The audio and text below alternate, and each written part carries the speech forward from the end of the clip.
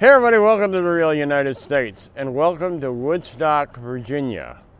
Not to be confused with Woodstock, New York, which of course is not where the Woodstock Music Festival actually was. It was in Bethel, New York, but I digress.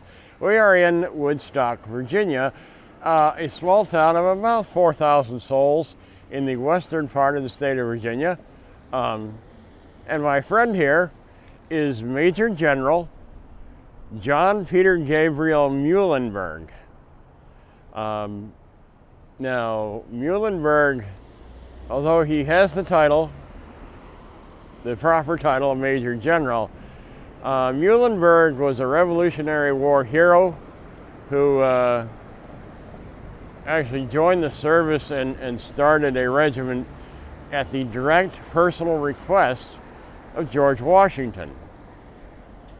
And he entered the service as an officer, a colonel, I believe, and quickly worked his way up and became a brigadier general. At the end of the war in 1783, he was brevetted. He was given a brevet major general, which essentially means you have the title, it is your title, with you don't have the authority, nor do you have the pay. So it's sort of an honorary title, but it is an official title. A brevet major general is a major general with limited authority. So anyway, Muhlenberg distinguished himself throughout the Revolutionary War,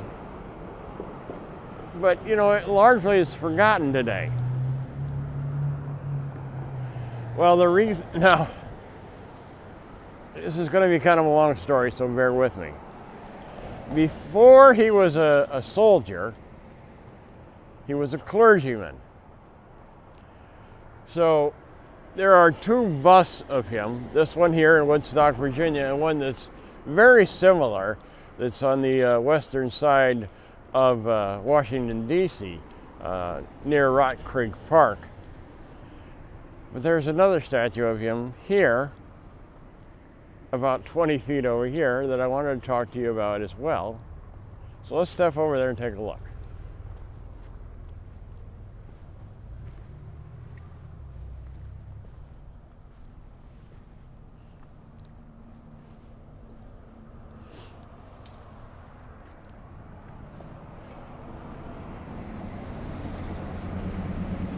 So here is John Peter Gabriel Muhlenberg, who incidentally, I understand, generally went by his second name, Peter. It's Peter Muhlenberg. In his robes as a much younger man when he was a minister. He was a Lutheran minister. And in fact, his father, Henry, is credited, I believe, with bringing the first Lutheran church to the colonies, or to the United, well, it wasn't the States yet, but to the United States at the time. Very illustrious family, and yet not a name you hear very often. Anyway, here you see he's a much younger man. This is, I guess, a full scale. I thought he was a much taller man, but I think this is supposed to be a full life-size representation of the Reverend Muhlenberg. And that is why we're in Woodstock, Virginia, because this is where he came to preach. And in his last sermon, on what I believe it says on the other monument was January 23rd, 1776, is when he called, there's a time for peace and there's a time to fight. And he called on his parishioners to join him to go and fight in the Revolutionary War that was, well, ensuing in 1776. So he used his position in the pulpit. Now, Muhlenberg, again, the whole family, illustrious career, went on just a dynasty. Went on from being a reverend to being a general and a major general, illustrious career. And then, like many generals, went into politics after the war. So Muhlenberg ended up becoming a representative to the House of Representatives, the first House of Representatives, incidentally, from the state of Pennsylvania, which is actually where he was born, if I remember correctly. So he went and got elected to the first House of Representatives. Well, so did his brother, Frederick. Now, Frederick not only became a member of the first House of Representatives, but he is very important historically in America because he was the very first Speaker of the House of Representatives of the United States Congress.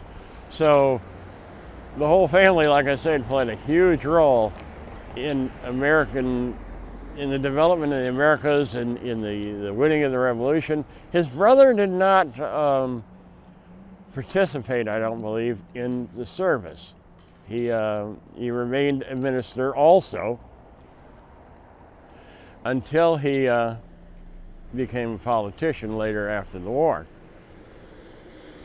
Now, some of you are wondering, Muhlenberg, that name sounds very familiar, but I can't quite put my finger. Muhlenberg. I'm going to sit down. I got to think about it.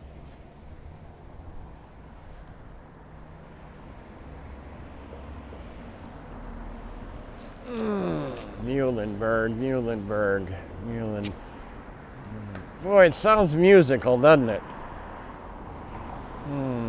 Like, Daddy, won't you take me back to Muhlenberg County? That's it, Muhlenberg County.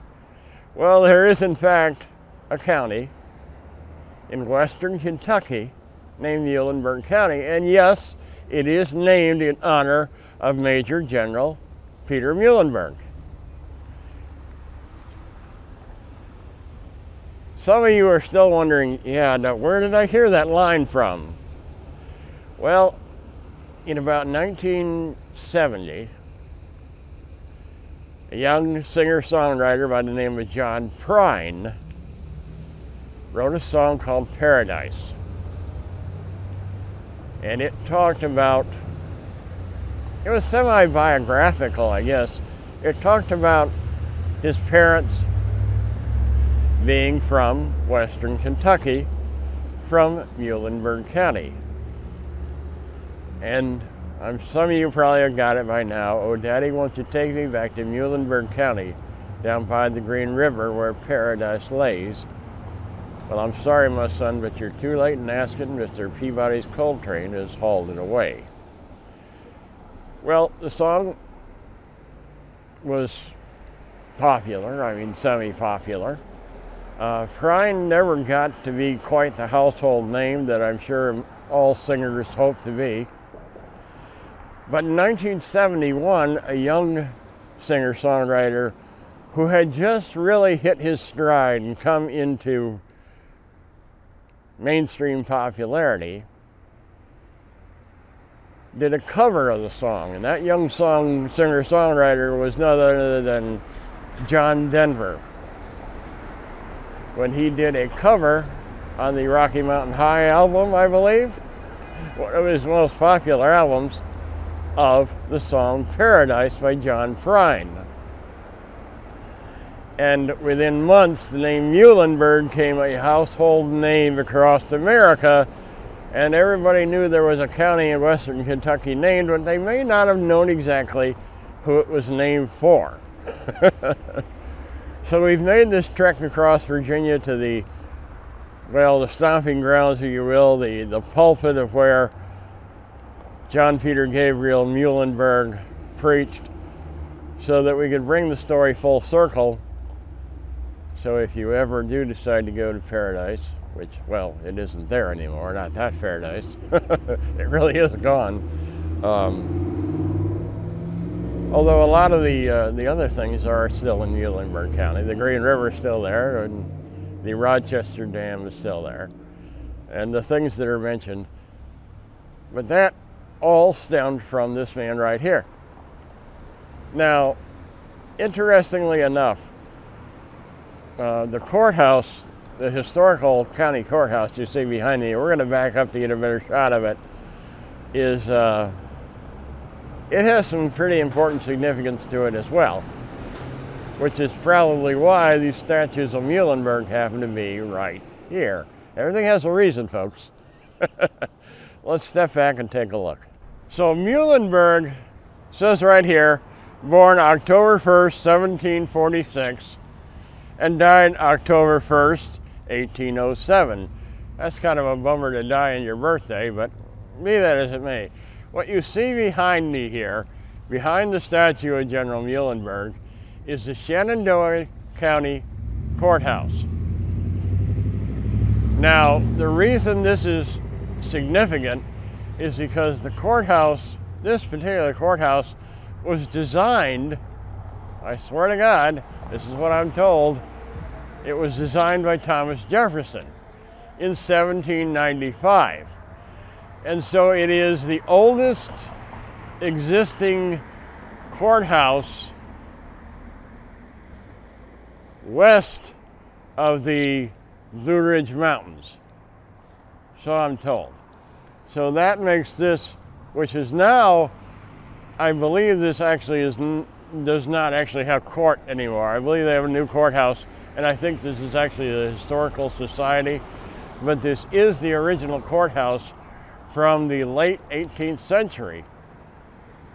So this would have been here, built here, when Muhlenberg was, middle-aged. He was getting on, actually. It was built in 95 and he died in 07.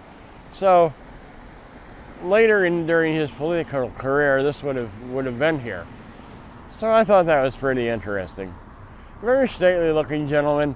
And again, I don't recall all the battles he participated in. I just know that he was personally asked by George Washington to serve, and he accepted and served honorably.